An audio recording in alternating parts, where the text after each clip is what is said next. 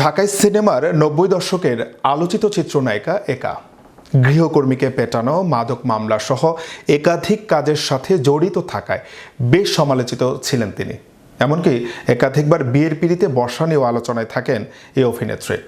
সম্প্রতি গুঞ্জন উঠেছিল আবার বিয়ে করেছেন এই নায়িকা। তবে প্রথমে বিয়ের বিষয়টি উড়িয়ে দিলেও অবশেষে পুনরায় বিয়ে করার কথা স্বীকার করলেন তিনি। বিস্তারিত দেখুন ডেস্ক রিপোর্টে।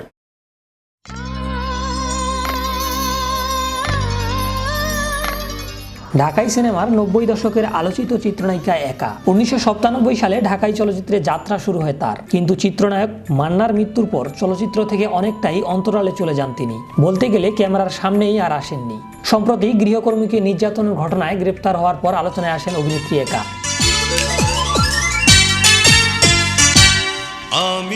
এবার বিয়ের খবরে আবারও খবরের শিরোনাম হলেন তিনি। গুঞ্জন উঠেছিল বিয়ে করেছেন এই নায়িকা। তবে প্রথমে বিয়ে বিষয়টি উড়িয়ে দিলেও অবশেষে স্বীকার করলেন বিয়ে করেছেন তিনি। গণমাধ্যমকে দেওয়া এক সাক্ষাতে তিনি বলেন, অনেক ঝামেলা ছিল আমার। এই ঝামেলাগুলো মিটে যাওয়ার পর আমি ও আমার স্বামী সিদ্ধান্ত নিয়েছি বিয়ে করেও ফেলেছি। আশা করি আর কিছুদিন পরেই পার্টি করে সবাইকে দাওয়াত দিয়ে একটি অনুষ্ঠান করব। এ বিষয়ে একা আরো বলেন, আমার স্বামী এখন দেশের বাইরে। তিনি দেশে ফিরে এসে বিয়ের বিষয়টি আনুষ্ঠানিকভাবে জানাবেন সবাইকে। আপাতত এতটুকুই আমার ভক্তরা জানুক, এর বেশি জানাতে পারছি না। একই সাথে দীর্ঘদিন অন্তরালে থাকার কারণও জানিয়েছেন অভিনেত্রী। গণমাধ্যমের সঙ্গে আলাপকালে একা বলেন, আমি পড়াশোনার জন্য লন্ডন চলে গিয়েছিলাম। সেখানে পড়াশোনার পর আমি যুক্তরাষ্ট্রে যাই। যুক্তরাষ্ট্রে আমি এডিটিং এর উপর কিছু কোর্স করি।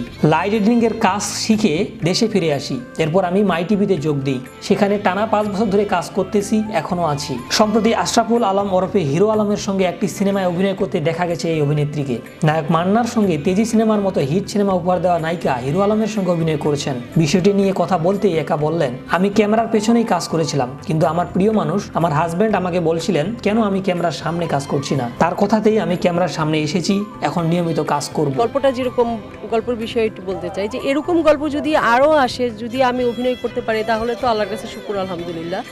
আর তাছাড়াও এরকম গল্প আরও আসলে আরও ভালো হবে, সমাজের জন্য, সবার জন্য অনেক সুন্দর হবে।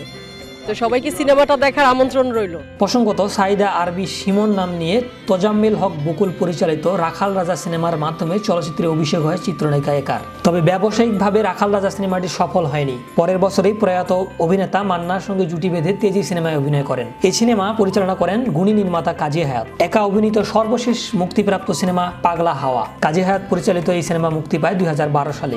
এরপর আর তাকে পর্দায় দেখা যায়নি।